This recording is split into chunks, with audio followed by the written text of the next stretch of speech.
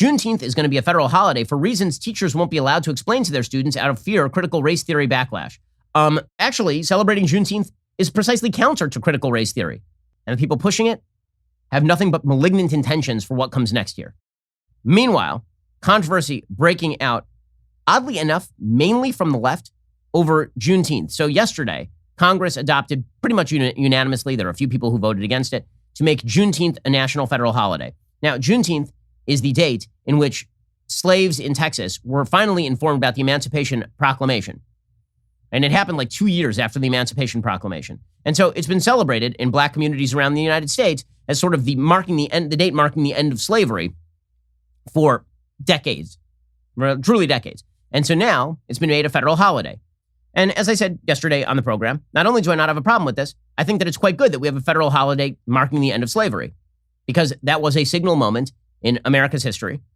It seems to me that we should absolutely celebrate the end of slavery, whether that should be on Juneteenth or whether that should be upon the ratification of the 13th and 14th Amendments to the United States Constitution, the revivification of the promises of the Declaration of Independence under the auspices of the Lincoln administration, and the end of slavery and the establishment of equality before law, at least in the Constitution, and then gradually effectuated over time, so that now there is full equality before law in the United States. And if you don't believe that, you should read some of the laws of the United States sometime.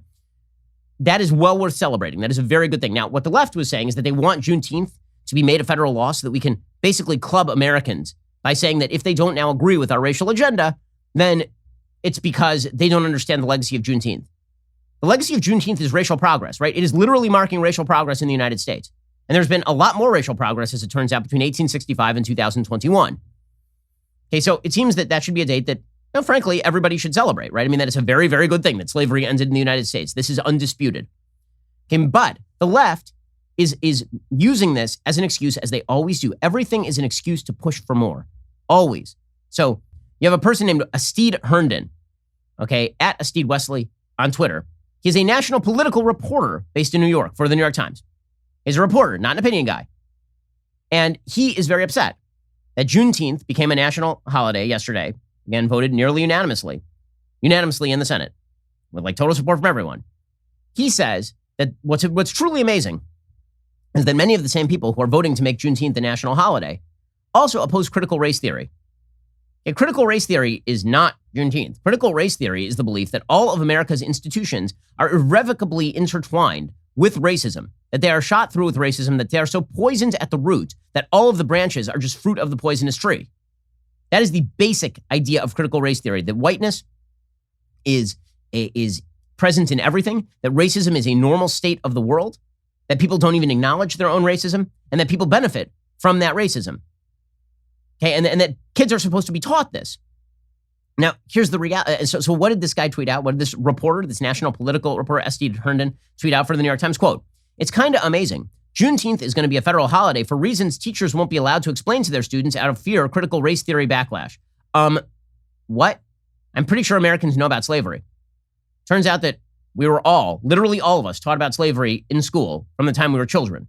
We are all very much aware of slavery, and that's why Juneteenth is a national holiday, to end slavery.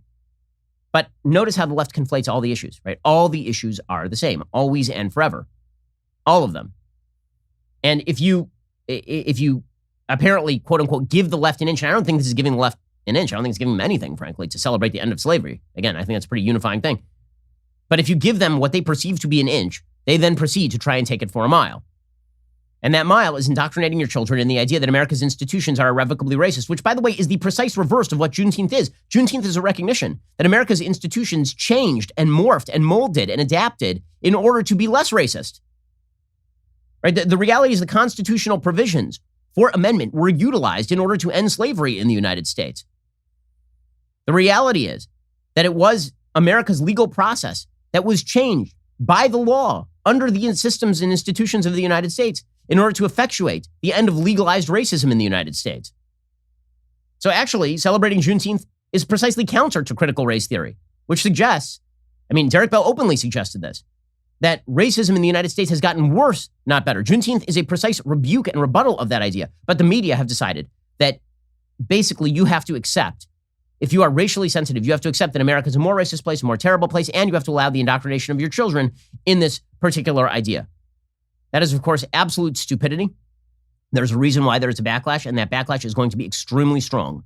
I am perfectly willing, and so is every other American I know, to hear about the flaws of the United States. What I'm not willing to hear is that the United States is at root a racist, horrifying country and our institutions are bad. That is not true. It's a patent and absurd lie on its face. And the people pushing it have nothing but malignant intentions for what comes next year. We're in a battle for the culture and for our values. Like and subscribe to help keep our videos on the front line of the fight and top of your feed.